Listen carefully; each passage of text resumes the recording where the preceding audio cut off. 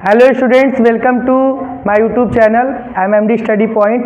और जैसा कि आप लोग जानते हैं कि मैथमेटिक्स में हम आपको वैदिक मैथ पढ़ाते हैं, जिससे कि आप शॉर्ट तरीके से किस तरह से कैलकुलेशन कर सकते हो। तो इससे पहले मैंने आपको 9 से मल्टीप्लिकेशन बताया था और उसके बाद 2 डिजिट मल्टीप्लिकेशन बताया है।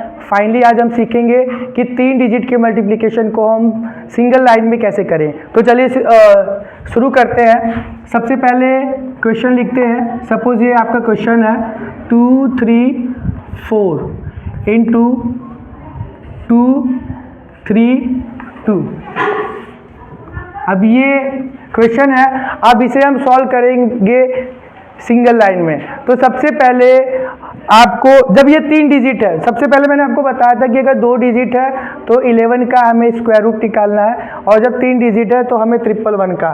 तो पॉइंट नंबर 1 आपको क्या करना है, 111 का आपको स्क्वायर निकालना है, जो कि ये होगा। और इसी के आधार पे आप इस मल्टीप्लिकेशन को करेंगे। इसके कुछ पॉइंट है। पॉइंट नंबर 1 होगा, आप इन दोनों को आपस में मल्टीप्लाई करोगे। अब कैसे करोगे, देखो 1 2 3 2 1 इसी पे है। तो पॉइंट नंबर 1 कहता है कि 4 इंटू 2 करोगे आप, ठीक है। तो 4 इंटू 2, अब जैसे यहाँ पे आपने 4 इंटू 2 किया, यहाँ पे आंसर आता है 8। अब आपने यहाँ पे 8 लिख दिया।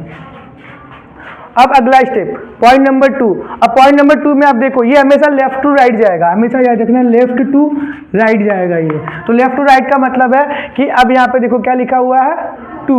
तो अब जब 2 लिखा है तो हम इसका क्रॉस मल्टीप्लिकेशन करेंगे, इसका और इसका क्रॉस मल्टीप्लिकेशन करके ऐड करेंगे।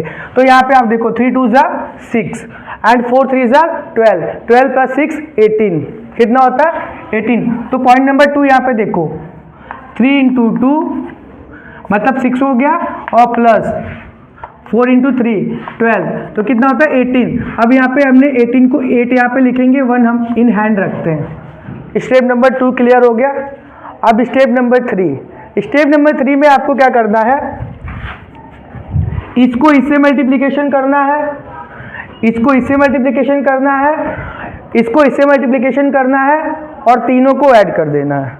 अब देखो कैसे। अब यहाँ पे आप देखो 2 2 ज़ा 4 प्लस 4 2 ज़ा 8 प्लस 3 3 ज़ा 9।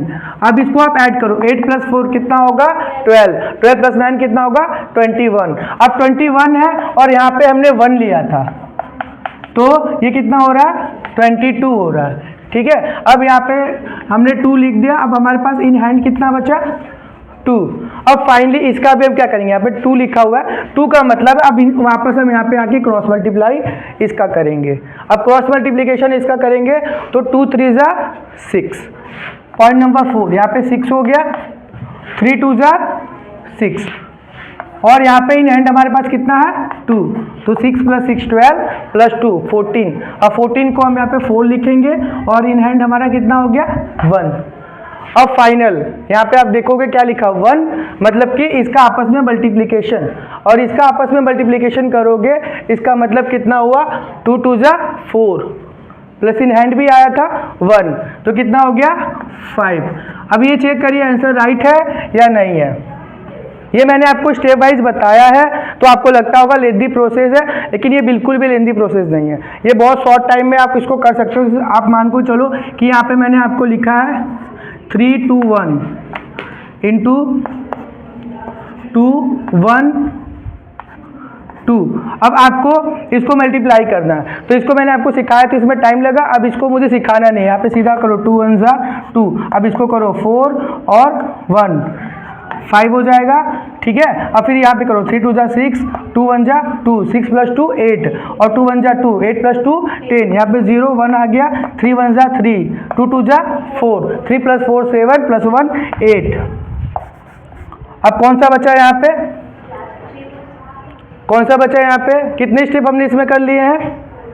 देखो पहला स्टेप मैंने ये करके आपको दिखाया है जिसमें 2 आया है, फिर दूसरा स्टेप मैंने आपको किया था 2 2 ज़ा 4 1 1 ज़ा, यहाँ पे कितना हो गया 5। ये 2 स्टेप आपका इसमें हो गया।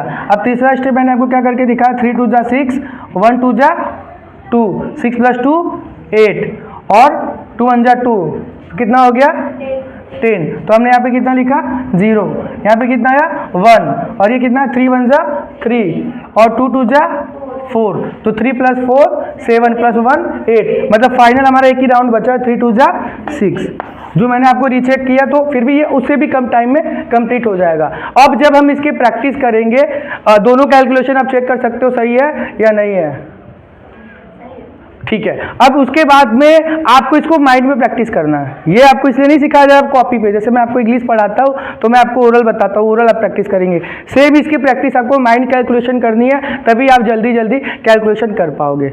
और इसके बाद मैं आपको पूरा डीप में बताऊंगा बाकी एडिशन सब्सट्रैक्शन वगैरह आप कैसे माइंड में पूरी सही तरीके से आप इसको कर सकते हो। तो आज के लिए इतना काफ़ी है, मुझे उम्मीद है कि आप लोग सीख चुके होंगे। अगर सीखे तो एक साथ यस बोलिए, दैट्स गुड।